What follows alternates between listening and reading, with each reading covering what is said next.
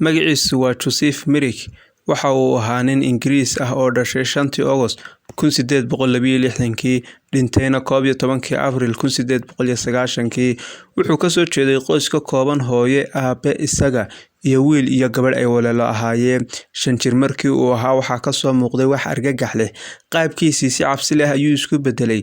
Kuuskuus ayaa guud ahaan jidhkiisii, gaar ahaanna wejiga, qoorta, dhabarka, afka iyo carabkaba ka soo baxay ilaa uu gaadhay heer uu hadalkii uu ku adkaado. Waxa uu madaxiisii noqday 90 sentimitir, halka gacantiisii midigna ay 30 sentimitir noqotay.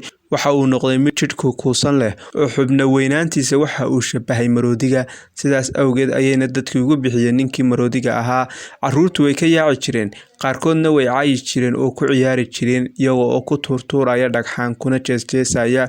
Bulshadu waa ay naceen markii uu fool xumaaday, waana ay ka durki jireen iyaga oo yasaaya. Waxa ay intaas ugu dareen in ay ka faafiyaan xan aad u xanuun badan, taas oo ah in hooyadii ay dhibaataysay maroodi, kadibna cuqubadii ilmaheeda laga jarayo oo ay dhashay wiilkan maroodiga u eg.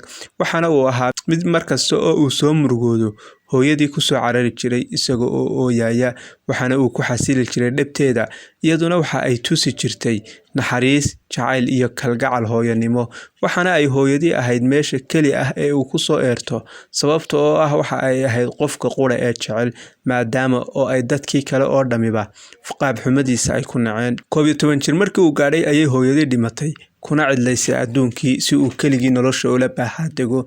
Aabihii waxa uu ahaa nin khamriga aad u caba, inankiisana si xun ayuu ula dhaqmi jiray.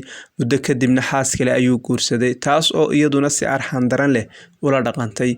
Wiilkani markii ay hooyadii dhimatay waxa uu u adkeysan waayay caydii iyo canjarafayntii uu iskuulka kala kulmi jiray. Ileen imika cid niyadda u dhista oo uu dhabteeda ku ooyo ma haye waxa uu go'aansaday in uu dugsigii iskaga baxo.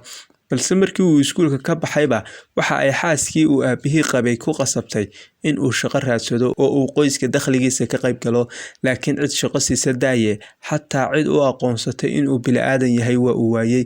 maalmo markii uu shaqo raadinayay ee uu kolka uu guriga ku soo noqdayna la canaananayay ayuu maalintii dambe aabihii si xun u garaacay, islaantiina ay hagardaamadii ku sii siyaadisay. kadibna markii uu xamili waayay ayuu ka firdhaday gurigii, waxaana ay dani baday dariiqyadii magaalada in uu hoy ka dhigto, balse halkana waxa uu kala kulmay nololtii hore aad uga daran. isagoo oo dariiqyada warwareegaya ayaa waxaa helay nin leh beer xayawaanka iyo dadka abuur ahaan kala dhiman lagu xareeyo. dadkan iyo xayawaankanba waa uu ka shaqaysan jiray oo daawashadeeda ayuu dhaqaale ka heli jiray, waxaana uu marba geyn jiray gobol iyo magaalo kale isaga oo ku soo bandhigaya wiilkan maroodiga u eg. kolkaas ayuu lacag badan ka faa'iidayay. dadka u soo daawasho taga waxa ay ku tuurtuuri jireen dhagxaan iyo qashin, kuwa uu gacantooda ka ammaan helana afkooda kamuu ammaan heli jirin oo waa ay caayi jireen. arrintan wiilkii yaraa wuu u dulqaadan kari waayey, waxa uu helay jaanis uu beertii xayawaanka kaga baxsado, balse waxa ay mar kale isku soo muruxsadeen dariiqyadii magaalada,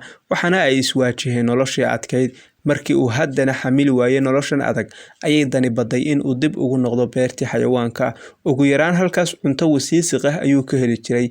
waxaa mar kale lagu celiyey qafaskii uu xayawaan ahaanta ugu jiray. muddo markii uu sidaas ku noolaa ayay aakhirkii dowladdii dejisay sharci lagu mamnuucayo dadka abuur ahaan kala dhantaalan in beeraha xayawaanka lagu xaraysto. kadibna mar kale ayay ismutayseen Joseph iyo dariiqyadii magaaladu, waxaana uu kolkan isaga oo yaro weynaaday haddana kusii batay cadaadiskii bulshada. xilliyada qaarna maro ayuu wejigiisa ku dabooli jiray. mid ka mid ah wadooyinka London waxaa ka helay dhakhtar aad u naxariis badnaa.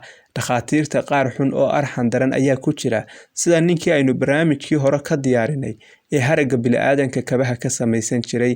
haddii aadan daawan linkiga barnaamijkaas xagga hoose ayaynu dhigaynaa. sida oo kalena waxaa jira dhakhaatiir sida Dr. Triefkan oo kale dadnimadu ay ku weyn tahay. dhakhtarkan waxa uu bilaabay in uu xanaaneeyo isla markaana xaaladiisa caafimaad uu la tacaalo. niyadda ayaa uu u dhisay, wuu dhiirigeliyey, waxaana uu markiisii ugu horreysay dareensiiyey inuu qof caadi ah yahay. dadku muuqaalkiisa guud ee foolxumadu ka muuqato awgeed ayay uga yaaceen, balse waxa ay gadaal ka ogaadeen qalbigiisu inuu yahay nadiif, maadaama oo aanay dadku u soo dhowaan jirin. waxa uu waqtigiisa inta badan ku qaadan jiray akhriska, waxaana uu noqday nin aad u cilmi iyo aqoon badan, gaar ahaanna sheeko faneedyada, qoridda majaajilooyinka iyo suugaanta ayuu aad ugu fiicnaa, warkiisina meel kasta waa uu ka dhacay. Dadkii caanka ahaa sida fanaaniintii, abwaanadii, jilaayaashii, saxafiyiintii iyo xataa qoyskii boqortooyada ayaa xiriir fiican la samaystay. Kol kasta way u iman jireen oo la sheekaysan jireen amaba ay dhegaysan jireen.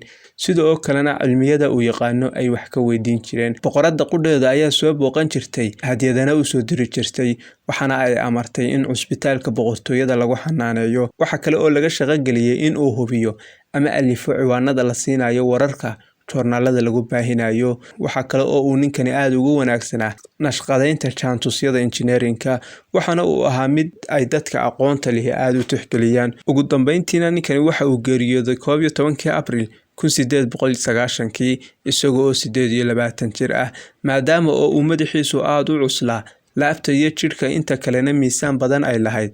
Dhacdiid u muujisan jirin, waxa uu seexan jiray isagoo oo meel ku tiirsan ama dhinac u jiifa, balse maalin ayuu isku dayay in uu dhabarka u jiifsado. Nasiib darrose culayskii badnaa awgeed waa uu neef qabatoobay, isaga oo meyd ahna meeshii waa loogu yimi. Kadibna sidii uu dardaarmayba waxaa lagu aasay xabaal aanay cidi ogeyn. Lafihiisii ama qalfoofkiisina waxaa la dhigay madxaf. Waxa ay noloshiisii ku bilaabantay iyadoo oo la neceb yahay, waxaana ay ku dhammaatay iyadoo oo ay geeridiisii boqoradii iyo dadkii magaca lahaa oo dhammi ay ka wada murugoodeen. Waxaana aynu halkan ka faa'iidaysan karnaa casharro aad u muhiim ah oo ay kow ka tahay in qofka muuqaalkiisa, haybtiisa iyo weliba dhaliil uu leeyahay toona in aan lagu tuurin. Sida oo kalena aynu noqono dad ka caawiya dadka la yaso helidda, kobcinta iyo ka faa'iideynta hibooyinkooda. Ugu dambeyntiina daawade, qofna ha ku yasin oo ha ku nicin wax aanu isagu dooran ee ku yimid doonista Ilaahay.